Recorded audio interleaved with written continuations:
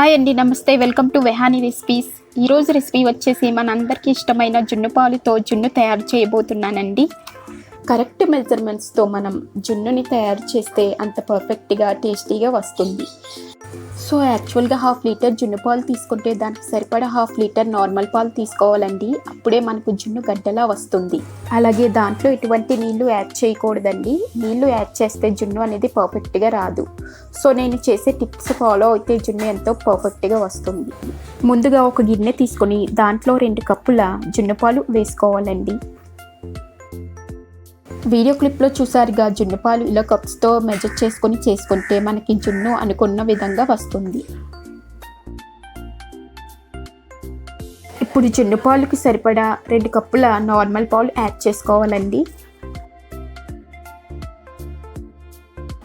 తర్వాత 1 కప్పు బెల్లం తురుము వేసుకోండి. తీపి ఎక్కువగా తినేవాళ్ళు ఇంకొంచెం ఎక్కువ వేసుకోవచ్చు. అలాగే 1/4 కప్ పంచదారని కూడా యాడ్ చేయండి. పంచదార వేయడం ఇష్టం లేకపోతే దాన్ని స్కిప్ చేసి బెల్లాన్ని ఇంకొంచెం ఎక్కువగా యాడ్ చేసి వేసుకోండి. ఇప్పుడు వీటిని అన్నింటినీ స్పూన్తో మిక్స్ చేసి కలుపుకోండి. బెల్లం కరిగేంత వరకు కలుపుకోండి.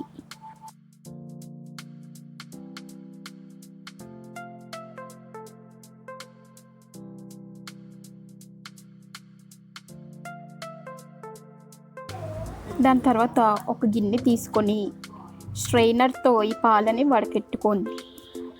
ఇలా వడకట్టుకోవడం వల్ల దాంట్లో ఉన్న డస్ట్ పార్టికల్స్ ఏమున్నా విడిపోతాయి.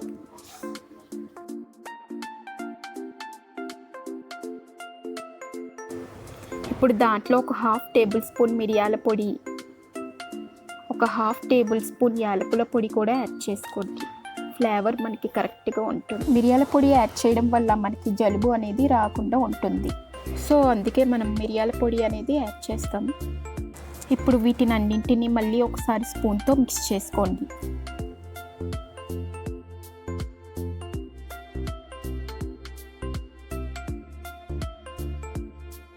తర్వాత రైస్ కుక్కర్ తీసుకొని దాంట్లో అడుగున స్టాండ్ పెట్టుకొని కొంచెం నీళ్లు యాడ్ చేసుకోండి.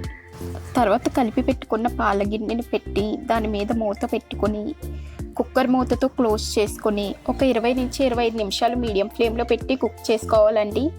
అలాగే కుక్కర్ మూత పెట్టినప్పుడు విజిల్ పెట్టకండి.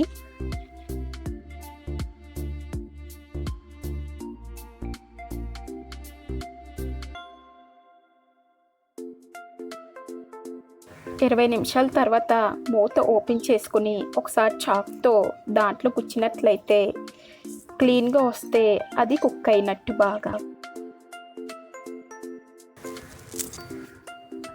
సో వీడియో క్లిప్లో చూసారుగా, చాక్కి ఎటువంటి నీళ్ళ పాలు అంటుకోలేదు. సో జున్ను మనకి పర్ఫెక్ట్గా రెడీ అయ్యింది. ఇప్పుడు జున్ను గిన్నెను బయటకు తీసి కాసేపు చల్లార్చి ఫ్రిడ్జ్లో ఒక 2 అవర్స్ రిఫ్రిజిరేట్ చేసుకోండి. ఒక 2 అవర్స్ రిఫ్రిజిరేట్ చేసిన తర్వాత బయటకు తీసి ఇలా చాక్తో చుట్టూ కట్ చేసుకొని ఒక ప్లేట్లోకి తీసుకోండి.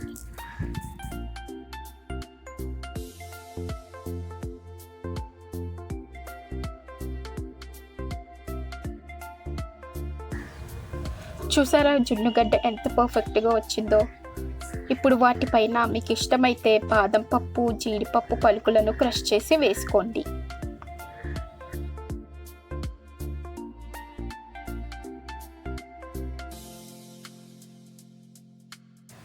అంతే అండి, ఎంతో సింపుల్ అండ్ టేస్టీ జున్ను మనకి తయారయ్యింది.